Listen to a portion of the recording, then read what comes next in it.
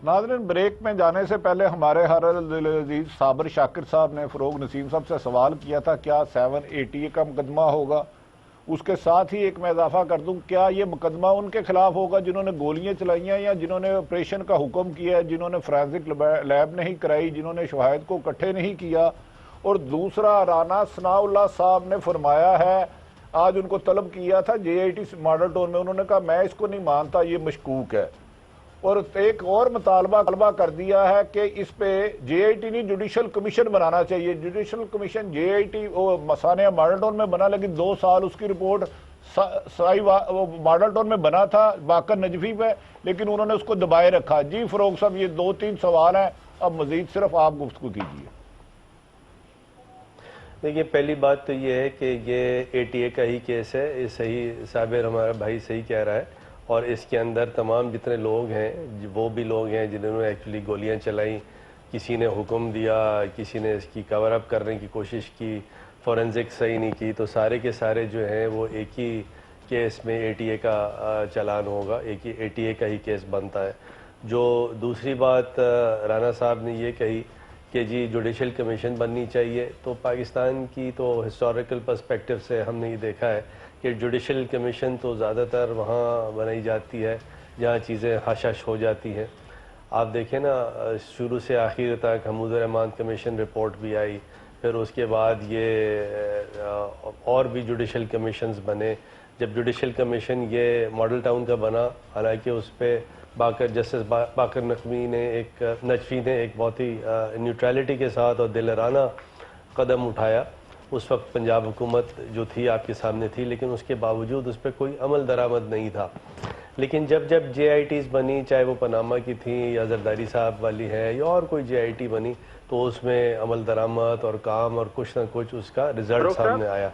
तो लिहाजा यहाँ पर भी न्यूट्रलिटी के साथ, शफाफियत के साथ JIT बने, JIT उसमें इन्वेस्टिगेशन करे और इन्वेस्टिगेशन करके फिर जो भी उसमें पाया जाता है कसूरवार, तो उस पर फिर प्रोसिक्यूशन लॉन्च की जाए और ये तमाम चीज़ें बिल्कुल फ़ौरन के फ़ौरन होनी चाहिए।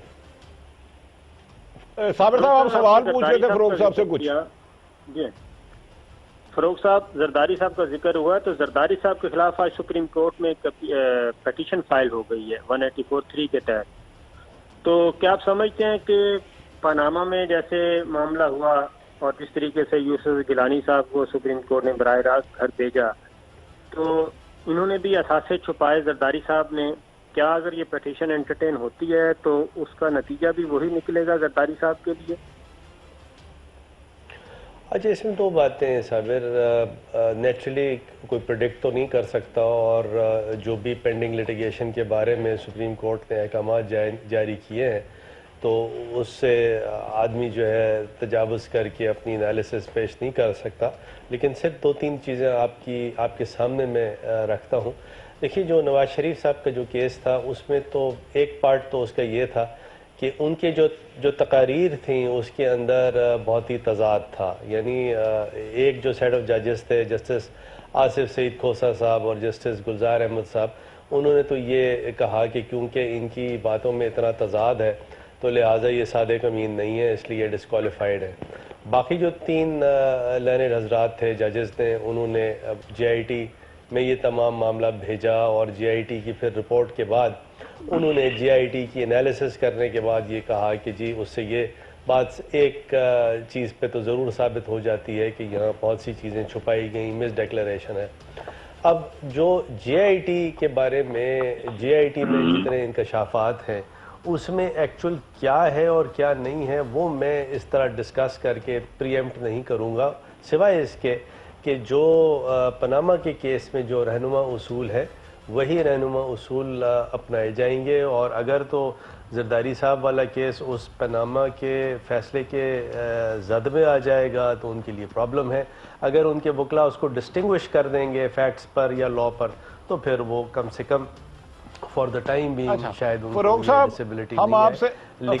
हम आपसे बहुत ज़्यादा बातें करना चाहते थे, वक्त की कमी है। आप वाहिद वो मिनिस्टर हैं जिनसे बात करते हुए पता चलता है हक़ाइक़ को मसख नहीं किया जाएगा और सच बोला जाएगा। आखिर पे नाज़रीन, मैं यही कहूँ, हम जो इंसान की तहजीब लिए फिरते हैं, ہمسا وحشی کوئی جنگل کے درندوں میں نہیں، ہمسا وحشی کوئی جنگل کے درندوں میں نہیں۔ ہمارے ساتھ رہیے گا، کل پھر ملاقات